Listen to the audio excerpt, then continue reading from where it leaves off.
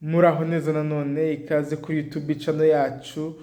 Uyu munsi tugiye kuganira kugira ngo mwamwibaza ese wari uzi ko gutwitira inyuma ya nyababyeyi bishobora kuviramo umubyeyi urupfu? Ese bigenda bite kugira ngo umuntu atwitire inyuma ya nyababyeyi? Ese ni iki kiba cyabaye? Ese uwo byabayeho afashwa gute cyangwa se ni iki ugomba kwitwararika? Ibi rero nibyo tugiye kuganira hamwe muri ino video. Muri kumwe na Dr Gasangwa Patrick, mbakangurira gukomeza gukora subscription kuri YouTube channel yacu kugira ngo mukomeze mubone video zitandukanye tuzashyiraho ku gihe. Hari ingingo wifuza ko tuganiraho watwandikira muri comment tukabateguraho video.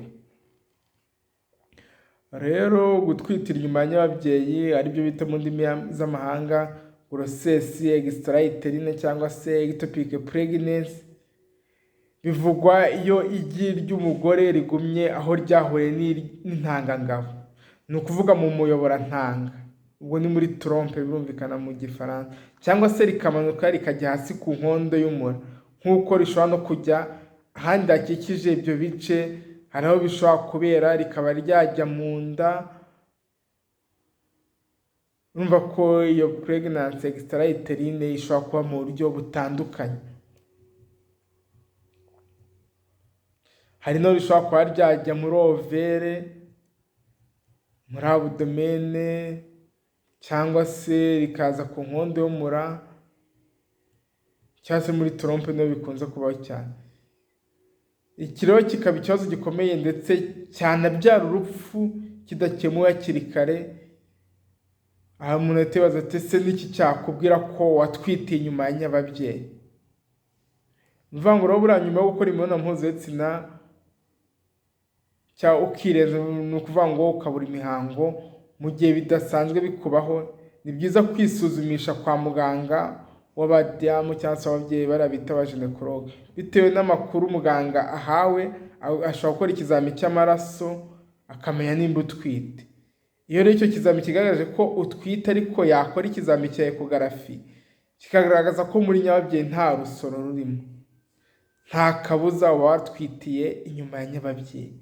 Ni ukuvuga ngo wowe mubyeyi utwite wabuze imihango, bakoze ikizami cya grossesse cyangwa se test de grossesse babona kiri positifu, ariko wakoze ekogarafi ntibagira inda babona muri nyababyeyi, bivuze ko ibyo byose inda yawe ushobora kuba iri inyuma ya nyababyeyi, ari byo bita grossesse extra-utérine.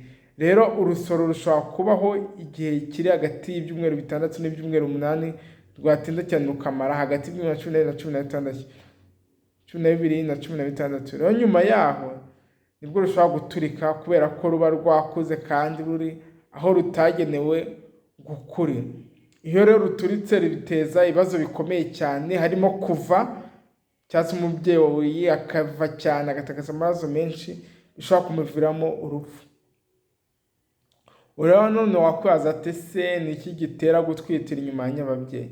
Akenshi rero gutwitira inyuma ya nyababyeyi bikunze kubera mu miyoborantanga, aho urusoro rwigumiraho ntiruhave, handi ovulation cyangwa se fertilisation yabereye, aho intangangore yahuye n'intangangabo mu murerantanga, igira hagumaho kumanuka rijya muri nyababyeyi hepfo.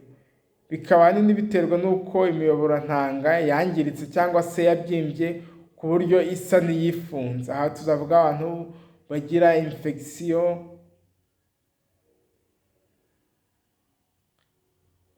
za STI cyangwa se sexual transmitted infection, bishobora gutuma umurantanga wangirika. Rero kwangirika kwawo bishobora gutuma ryage ryikoze ritabasha kumanuka.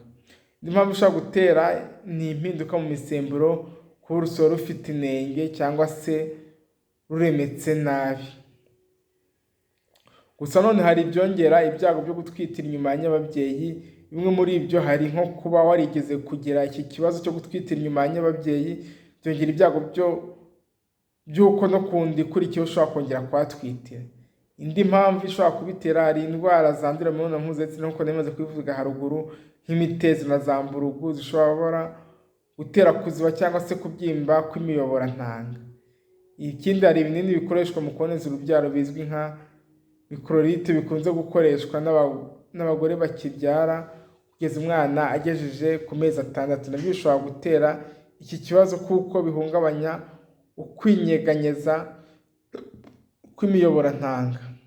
Ikindi, hari ikinini kirinda gusama gikoreshwa mu masaha 72 nyuma yo gukora imibonano mpuzabitsina, nacyo gishobora kubitera iyo gikoresho ariko ukarenga ugasama. Ikindi, ari ugutwita nyuma yo guhabwa imiti ifasha gutwita, kimwe no gusama hifashishijwe uburyo bwo guterekwamo urusoro, biriya bita fertilization in vitro, ndetse no kumara igihe kinini utarasama. Ikindi, hari no kuba usamye bwa mbere urengeje imyaka 35, byongera ibyo byago. Ntabwo bivuze ko uzahita ubigire ko ufite ibyago byo kuba watwita inyuma ya nyababyeyi. Ikindi, ari ukuba warabazwe nyababyeyi. Ikindi, ari ukuba warasamye ukoresheje agapira gashyirwa mu mura gakozwe mu murini. Aha ni ukuboneza urubyaro nyine ukoresheje kariya gapira. Uvuga ngo umuntu ufitemo kariya gapira agize ibyago agasama, kenshi amahirwe menshi yavuze ko indi izajya nyuma ya nyababyeyi, kuko hariya ntiba ishobora kuhajya.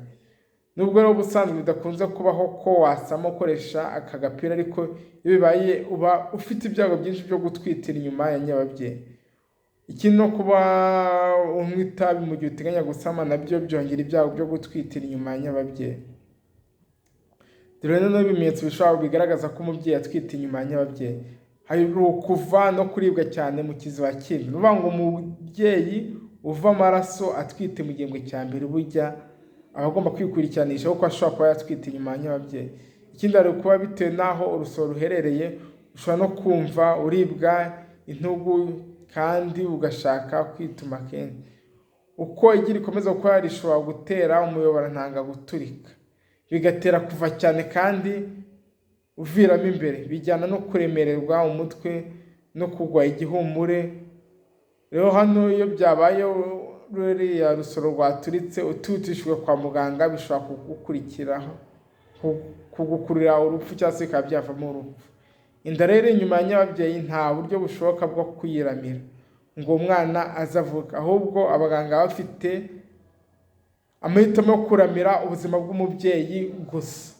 Rero bimvikana ko inda iri inyuma ya nyababyeyi umuntu yagaragaye ko ayifite aba agomba kubagwa ikakugwamo bitararenga, cyangwa se amazi atararenga inkombe, kubera ko iyo utabazwe ngo ikurwemo, ibyago byinshi biba bihari nuko bishobora guturika, kandi guturika kwayo bitera kuva cyane, bishobora kuviramo gutakaza amaraso menshi cyane, bikaba byanateza urupfu kuri wa mubyeyi wari uyitwite. Rero murumva ko nimba ufite imihango cyangwa wabuze imihango, ni byiza kwihutira kwa muganga akareba ko utwite, yasanga utwite agakora ecography kugira ngo yemeze nimba inda iri muri nyababyeyi cyangwa se iri hanze ya nyababyeyi.